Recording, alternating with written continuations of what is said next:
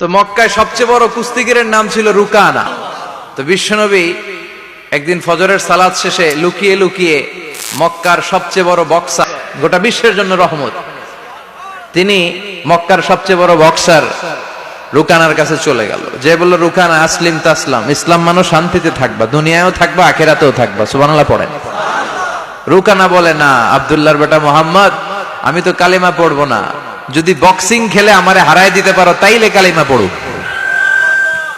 বিশ্বনবী বললেন, আমি তো বক্সিং খেলি না রে বাপ।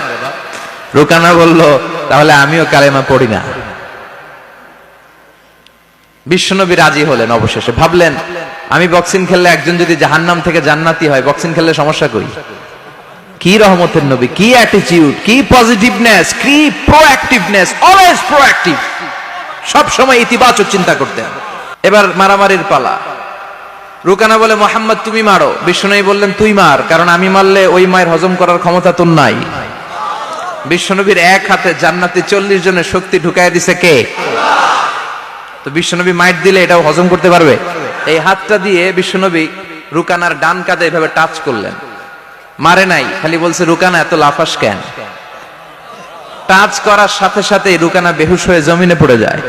পানি ঢেলে রুকানারে হুশ ফিরানো হয়েছে। সবাই বলে, রুকানা তুই তো অনেক বড় পালোয়ান, আব্দুল্লাহর বেটা মোহাম্মদ ঘুষিও দিল না, লাথিও মারলো না, বেহুশ হইলি কেন?